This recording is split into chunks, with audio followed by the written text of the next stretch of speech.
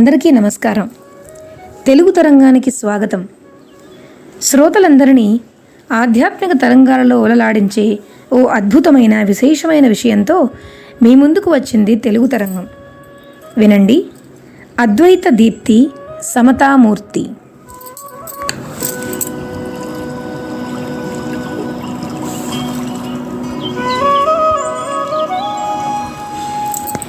ద్వైత అద్వైత విశిష్టాద్వైతాలను త్రిమతాలుగా వివరిస్తారు.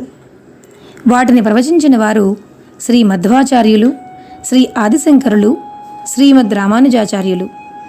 వారిలో ఆదిశంకరులు, రామానుజాచార్యుల మధ్య సుమారు 400 ఏళ్ల కాల వ్యవధి ఉన్నప్పటికీ వారిద్దరి జన్మతిథి వైశాఖ శుద్ధ పంచమి కావడం విశేషం. వారు స్థిరపరిచిన సంప్రదాయాలు ఈనాటికి అవిచ్ఛిన్నంగా కొనసాగుతూ భక్తి ఆధ్యాత్మికతలకు మార్గదర్శకంగా నిలుస్తున్నాయి. మరి ఆ జగద్గురువు ఆదిశంకరులు, వారి సిద్ధాంతం, ఆయన బోధనల గురించి తెలుసుకుందామా? శ్రీ శంకరులు ప్రతిపాదించిన సిద్ధాంతం అద్వైతం. అంటే రెండు కానిది. అంటే ఆత్మ పరమాత్మ వేరు కావు. ఇది అద్వైత సిద్ధాంతానికి పునాది. బ్రహ్మసత్యం జగన్మిథ్య, జీవో బ్రహ్మైవ నఃపరః. అంటే బ్రహ్మమే సత్యం, మనకు కనిపించే ఈ ప్రపంచం సమస్తం మిథ్య. జీవుడికి దేవుడికి భేదం లేదు. ఇదే బ్రహ్మజ్ఞానం. ఈ జ్ఞానాన్ని పొందినవారు జీవన్ముక్తులవుతారు. శ్రీ ఆదిశంకరుల అద్వైతం భారతీయ తత్వ సిద్ధాంతాల్లో అత్యున్నతమైనది అనేది పండితుల అభిప్రాయం. దీన్నే మాయావాదం అని కూడా అంటారు. ధర్మ సంస్థాపన కోసం ప్రతి యుగంలోనూ జన్మిస్తానన్నాడు శ్రీకృష్ణుడు. హిందూ ధర్మం శాఖోపశాఖలుగా చీలిపోయి ఛాందసత్వం పెరిగిపోయి ధర్మానికి హాని కలిగినప్పుడు దాన్ని చక్కదిద్ది సన్మార్గాన్ని చూపించటానికి సాక్షాత్తు ఆ శంకరుడే ఆదిశంకరునిగా అవతరించారంటారు పెద్దలు. జీవుడు దేవుడు ఒకటేననే అద్వైతాన్ని ప్రబోధించడంతో పాటు అపారమైన ఆధ్యాత్మిక జ్ఞాన సంపదను గ్రంథరూపంలో అందించిన మహనీయుడు ఆదిశంకరాచార్యులు. భారతీయ తత్వచింతనపై ఎన్ని తరాలైనా చెరగని ముద్ర వేసిన ఆచార్యులలో ప్రథముడు జగద్గురు ఆదిశంకరులు. బౌద్ధ జైన మతాలను నాటి పాలకులు అవలంబించి వాటి వ్యాప్తికి దోహదం చేయడంతో ప్రమాదంలో పడిన హిందూ ధర్మాన్ని పునరుద్ధరించడానికి ఆయన ఎనలేని కృషి చేశారు. ఆ సేతు హిమాచలం పర్యటించారు. వైదిక మతాన్ని, అద్వైత సిద్ధాంతాన్ని వ్యాప్తి చేయడం కోసం దేశం 4 దిక్కులలో పీఠాలు స్థాపించారు. 100 ఏళ్ల తర్వాత కూడా మఠాలు ఆధ్యాత్మిక మార్గదర్శకత్వాన్ని అందిస్తున్నాయి. ఇది శ్రీ శంకరుల సంకల్ప శుద్ధికి తార్కాణం. శ్రీ శంకరులు కేరళలోని కాలడి అనే గ్రామంలో జన్మించారు. ఆయన తల్లిదండ్రులు ఆర్యాంబ, శివగురు.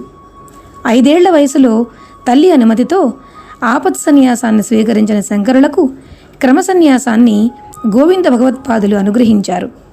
తదనంతరం వారణాసి నగరంలో వ్యాసుని ఆదేశం మేరకు రచనా వ్యాసంగాన్ని చేపట్టారు. వ్యాస విరచిత ప్రస్థానతరమైన భగవద్గీతకు, ఉపనిషత్తులకు, బ్రహ్మసూత్రాలకు భాష్యాలు రాశారు. అలాగే దేవతలను స్తుతిస్తూ ఆయన రచించిన శ్లోకాలు నేటికీ ప్రాచుర్యంలో ఉన్నాయి. శ్రీ శంకరులు పుట్టినప్పుడు ఆయనకు నిర్దేశితమైన ఆయుష్ 8 ఏళ్లే.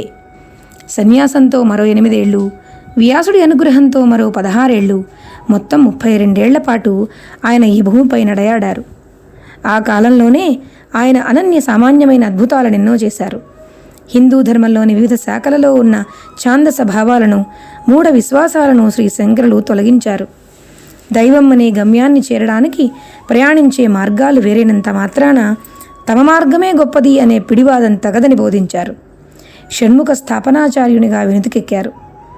ఆ మత మార్గాల్లోని సాత్వికతను వెలికితీసి వారి వారి సంప్రదాయాలకు అనుగుణంగా తమ దేవతలను ఆరాధించడానికి వీలుగా పంచాయతన పూజను ఏర్పాటు చేశారు.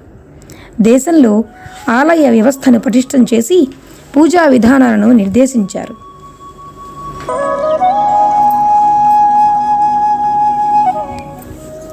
ఇప్పుడు శ్రీమద్ రామానుజాచార్యుల సిద్ధాంతం, ఆయన బోధనల గురించి తెలుసుకుందామా?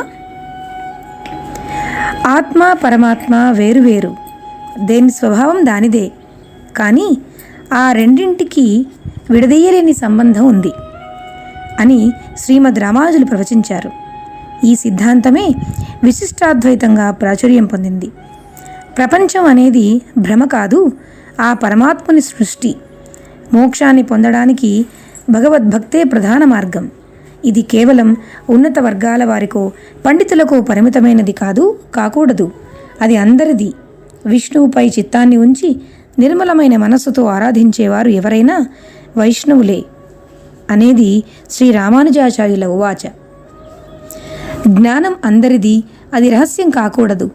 దాన్ని పొందడానికి ఎలాంటి ఆంక్షలు నిషేధాలు ఉండకూడదు అని నినదించడమే కాక, గురువు ఆదేశాన్ని ధిక్కరించి లోకానికి అష్టాక్షరీ మంత్రాన్ని ఎలుగెత్తి ప్రకటించిన ఆధ్యాత్మిక విప్లవకారుడు శ్రీమద్ రామానుజాచార్యులు. అచంచలమైన భక్తితో ఆరాధిస్తే ఎవరైనా ఆ భగవంతుని అనుగ్రహాన్ని అందుకోవచ్చని స్పష్టం చేసిన శ్రీ రామానుజులు శ్రీ వైష్ణవ ధర్మాన్ని కుల లింగ భేదాలకు అతీతంగా రూపుదిద్దారు. సకల జగత్తుకు కారకుడు భగవంతుడైన ఆ శ్రీమన్నారాయణుడు. ఆయన పట్ల భక్తి ప్రపత్తులను కలిగి ఉండాలి. అప్పుడే పూర్వ ప్రస్తుత కర్మ వలన కలిగిన సుఖదుఖాల నుంచి విముక్తి పొందగలం. దీనికి వైష్ణవ ధర్మానుసరణ దోహదం చేస్తుంది అని ప్రవచించిన శ్రీమద్ రామానుజాచార్యులది విశ్వమానవ సిద్ధాంతం.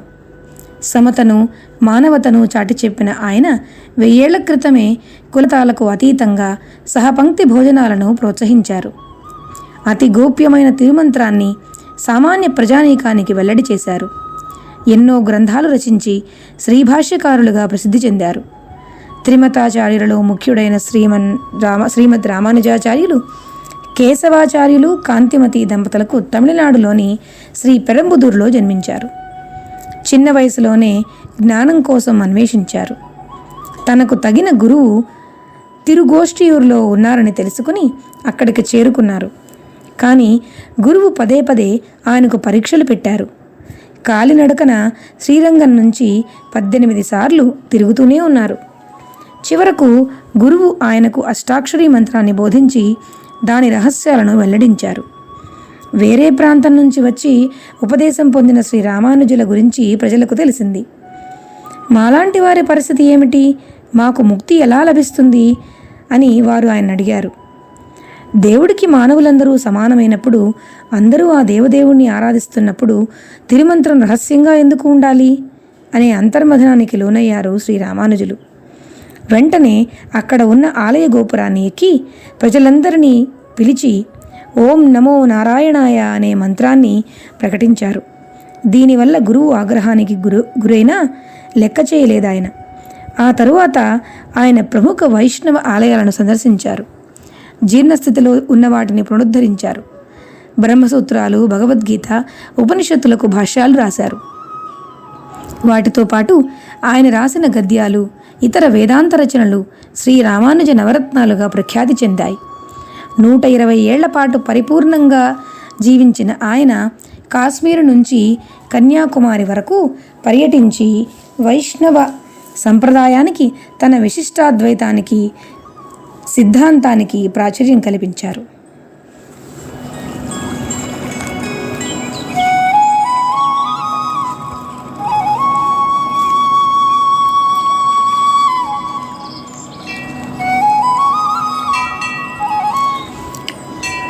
విన్నారు కదా, ఆచార్యుల అద్వైత దీప్తి మనలో జ్ఞానజ్యోతులు నింపాలని, సమతామూర్తి మనలో స్ఫూర్తిని పెంపొందించాలని ఆశిస్తూ మరో ఆధ్యాత్మిక విషయంతో మళ్ళీ కలుద్దాం.